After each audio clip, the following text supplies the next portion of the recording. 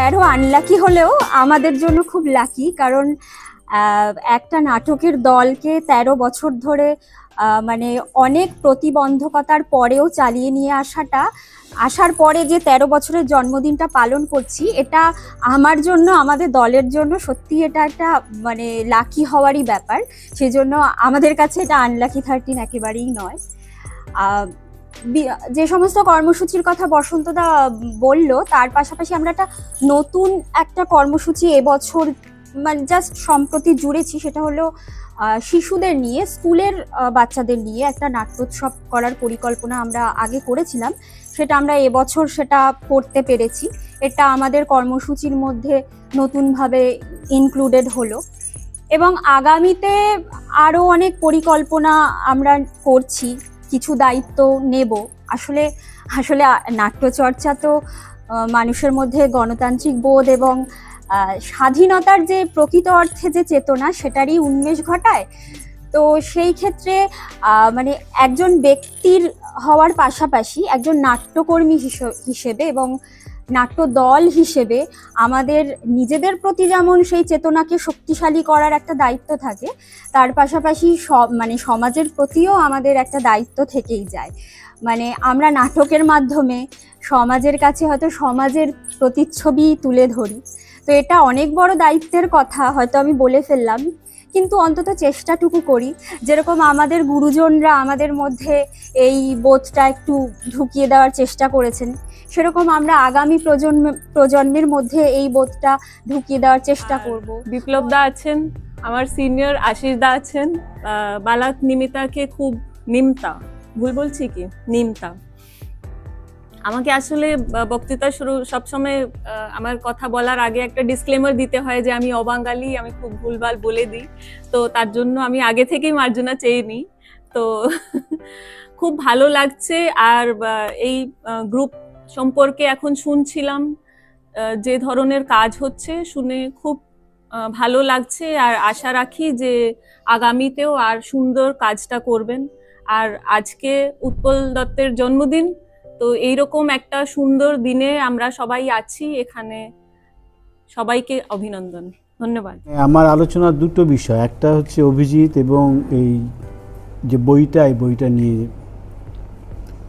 তো অভিজিৎ প্রসঙ্গটা যখন তুলেছে তখন বলি যে আচ্ছা, কেন আমি বললাম যে আমি এই বইটা করতে পারছি না। কারণ এর আগে আমি বাংলাদেশে, বা হয়তো একটু বেশি দাবি হয়ে যায় যে এই ধরনের ডকুমেন্টেশনের কাজ বাংলাদেশে বলে আমি প্রথম করি। তার আগে ওইভাবে একটা দলকে ধরে যে ডকুমেন্টেশন, সেই ধরনের কাজ আমি দেখিনি, হয়তো আছে কিন্তু আমি দেখিনি। তো সেই কারণে যেটা হয় যে একটা কাজ করার পরে আমার কাছে অনেকগুলো বড় বড় দলের কাজের অফার আমার কাছে এসছে, এবং কাজগুলো করতেও শুরু করি, এবং একসময় মনে হলো যে আমি এই কাজগুলো আমার দ্বারা হবে না, এবং আমি সমস্ত কাজগুলোকে বন্ধ করে দিই, এবং প্রায় 2-3টি টেলিভিশন টক শোয়ে আমি বলি যে আমি বাংলাদেশে কোনো কাজ করব না। তার কারণ হচ্ছে গিয়ে যে প্রথম কথা হচ্ছে মেটেরিয়ালের অভাব, আর দ্বিতীয় কথা হচ্ছে যে কোথায় যেন নাটকের যে দলগুলো, সেই দলগুলো সে খুব নিরপেক্ষভাবে নিজের তথ্যাদি ভবিষ্যতের কাছে রাখতে চায়, সেখানে নিজেই ঝাড়াই বাছাই করতে চায়, যেটুকু ভালো, যেটুকু সুন্দর সেটুকু রাখবে, বাকিটা থাকবে না, এইরকম নানান বিষয়। এবং আরও একটি বিষয় নিয়ে খুব আমার সঙ্গে গোলমাল বাঁধল, সেটা আমার মনে হয় আমাদের দেশে, এই আলোচনাটা আমাদের দেশেও হয় না, কিন্তু এটা খুব জরুরি একটা বিষয় বলে আমি মনে করি। সেটা হচ্ছে থিয়েটার ইকোনমি। থিয়েটার ইকোনমি নিয়ে কোনো আলোচনা আমাদের দেশে হয়েছে কিনা আমি জানি না।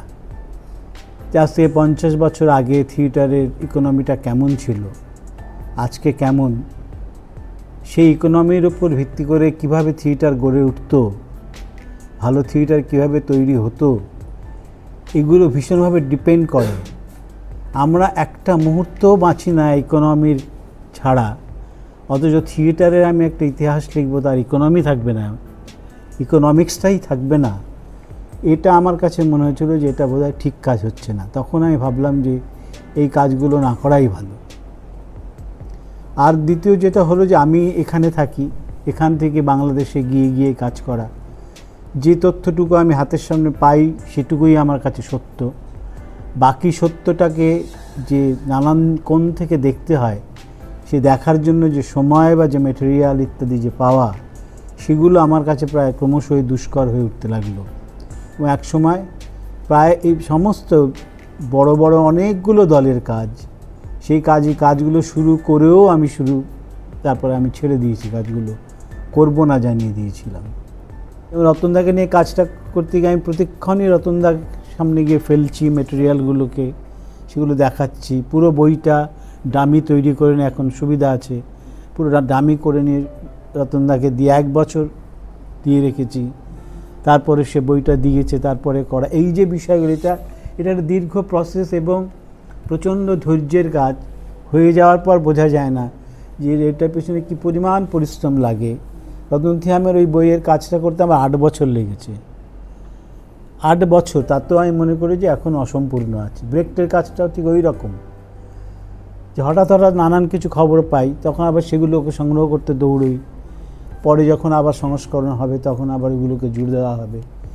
এইভাবে যে সংরক্ষণের যে কাজটা, এই কাজটা করাটাই হচ্ছে আমাকে গবেষকই বলুন আর যাই বলুন, কিন্তু আমি মনে করি যে আমি একজন খুব সচেতন দর্শক এবং আমি ভাগ্যবান যে আমি সেই সৌম্যমিত্র, উৎপল দত্ত থেকে শুরু করে, তৃপ্তি মিত্র থেকে শুরু করে আজকের প্রজন্ম পর্যন্ত থিয়েটার আমি দেখে যাচ্ছি। সেই বিষয়টা হচ্ছে যে বীর সেন কেন, সেটাও কিন্তু এই পরিপ্রেক্ষিতেই। বীর সেন মানে আমরা এত অপদার্থ যে বীর সেন কথাটা যে একটা কথা, একটা শব্দ, এটাও আমরা জানি না। আমরা অনায়াসে লোকটিকে বীর নাম দিয়ে দিলাম, সেন টাইটেল করে দিলাম। মানুষটার নাম ছিল অজিত মণ্ডল, তিনি ছদ্মনাম নিয়েছিলেন বীর সেন। বীর সেন একটা আমাদের পুরাণেও বীর সেনের উল্লেখ আছে এবং উইকিপিডিয়াতেও একটা উল্লেখ আছে। যে কাগজটা পেয়েছেন সেখানে দেখবেন যে সেখানে বলা হয় যে একমাত্র তুমি, অনলি ইউ, একমাত্র তুমি, ওই বীর সেন শব্দটার। সেইটা ঠিক করতেও সময় লেগেছে আমার, বলে যে ভাই দুটো আলাদা একসঙ্গে একটা নাম, বীর সেন। ফলে আমাদের প্রিলিমিনারি একটা তথ্য সম্পর্কে যে জানা বা জানবার চেষ্টা করা, সেইটুকু পর্যন্ত নেই। আর দ্বিতীয়ত হচ্ছে যে বীর সেন সম্পর্কে আমরা প্রায় কেউ কিচ্ছু জানি না। এখনো পর্যন্ত আমি একটা ছবি উদ্ধার করতে পারিনি, ওনার একটা ছবি, প্রতিকৃতি কোনোভাবে উদ্ধার করতে পারিনি। তার কারণ হচ্ছে মানুষটা ছিলেন ট্যালেন্টেড, কিন্তু ওই যে নিজেকে ভবিষ্যতের কাছে রেখে দেবার জন্য তার কতগুলো ক্যারিশমা লাগে, তার কতগুলো পথ চলার কতগুলো ট্যাকটিস থাকে, সেই ট্যাকটিসের বাইরে ছিলেন সেই মানুষটা। মানে তার কাছে নাটক লিখেছেন অনেকগুলো, শতাধিক নাটক লিখেছেন, যাত্রা লিখেছেন, কিন্তু তার লেখার ধরন ছিল হচ্ছে আমি নাটক চাইলাম, হ্যাঁ দেবো নাটক, তা আমাকে আজকে দিল 4 পাতা বলে 4 পাতাটা দিয়ে দিল। তারপরে দু সপ্তাহ পরে আবার দিল 2 পাতা, ওই 2 পাতা লেখা 2 পাতাটা দিয়ে দিল। একটা নাটক উদ্ধার করা যায়নি। যে লোকটা শতাধিক নাটক এবং যাত্রা লিখেছেন এবং সেই সময় খুব বিখ্যাত কিছু কাজ করেছেন, যে লোকটি, তার কোনো নাটকের স্ক্রিপ্ট এখনো পর্যন্ত আমি জোগাড় করতে পারিনি। তার যারা বন্ধুবান্ধব যারা জীবিত আছেন তাদের কারোর কাছে পাইনি, একটা ছবি তাদের কাছে পাইনি। এইরকমই ছিল, খ্যাপাটে একটা মানুষ ছিলেন। এবং যেটা হয় যে এই ধরনের কাজ করতে গিয়ে আপনি যদি একটু স্বীকৃতি না পান, তাহলে সংসারে আপনি অপাঙ্ক্তেয় মানুষ। বীর সেন তেমনি একজন অপাঙ্ক্তেয় মানুষ ছিলেন।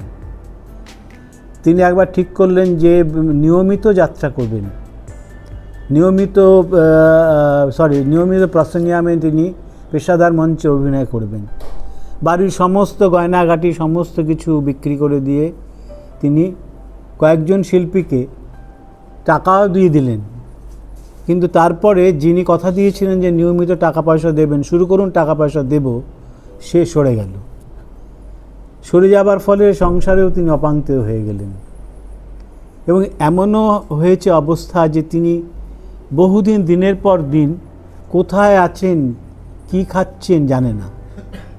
হঠাৎ হঠাৎ মাঝখানে চলে আসতেন কোনো বন্ধুর বাড়িতে, এই 10 টাকা দিবি, একটু খিদে পেয়েছে কিছু খেতে দিবি, ওই খেলো, 10 টাকা নিল, নিয়ে আবার কোথায় চলে গেল। তাকে বন্ধুরা একবার উদ্ধার করেছে এই দমদম প্ল্যাটফর্ম, সে প্ল্যাটফর্মের বাচ্চাদের মাঝখানে গিয়ে বসে আছেন, তাদের নিয়ে বসে আছেন তিনি।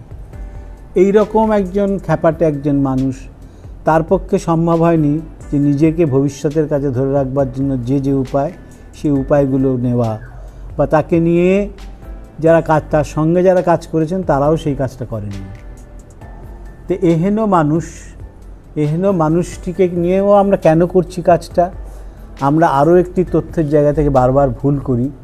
সেই ভুলটা সম্পর্কে আমি বারবারই বলি, এখানে আমার অনেক বন্ধু আছে তাদের কাছে বলেছি, আবারও বলছি কথাটা, যে কার্জন পার্কে প্রথম ওপেন এয়ারে থিয়েটার করার বাংলায় যে চালু হলো, সেটা প্রথম করেছিল সিলুয়েট এবং বীর সেন, নট বাদল সরকার। বাদল সরকার তার দল নিয়ে শতাব্দী দলটি কার্জন পার্কে মাত্র 2টি অভিনয় করেছে।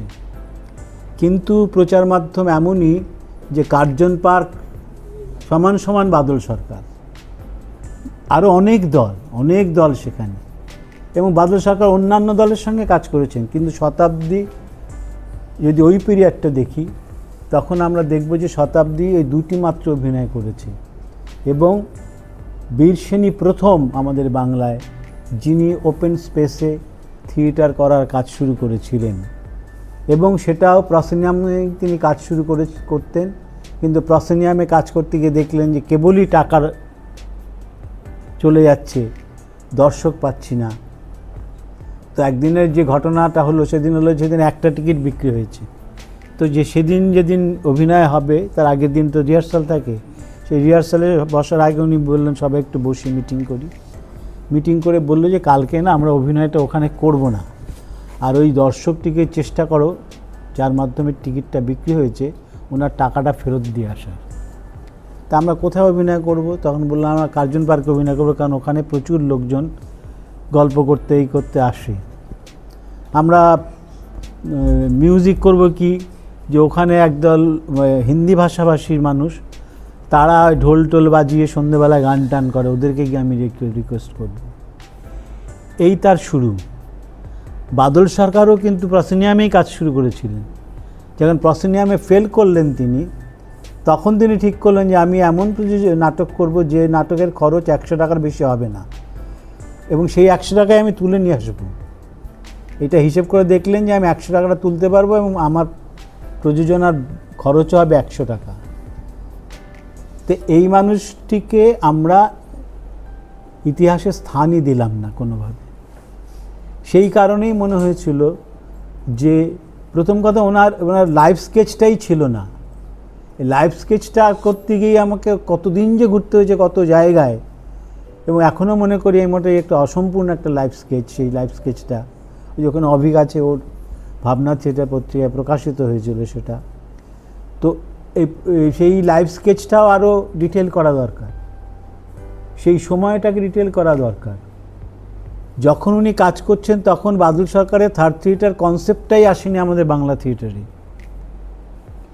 তার বহু আগে তিনি এই কাজটা করছেন। তো এই যে বিষয়টা, যে এহেন একটা মানুষ, পায়োনিয়ার একটা মানুষ, সেই পায়োনিয়ার মানুষটাকে নিয়ে কোনো কাজ কোনো কথা কখনো হয় না। ওরা যখন বললো যে একটা স্মারক বক্তৃতা করবে, তখন আমি ওদেরকে বললাম যে বীর সেনকে নিয়ে করো, অন্তত এই 29 তারিখে তাকে নিয়ে তো 2-4টে কথা আমি না বলে আর কেউ তো বলবে, বা যারা শুনলেন তারা তো বলবেন, বা যদি কেউ ভালোবেসে থাকেন, যা যদি মনে হয় যে তাকে নিয়ে একটু খোঁজাখুঁজি করতে হবে, খুঁজবেন।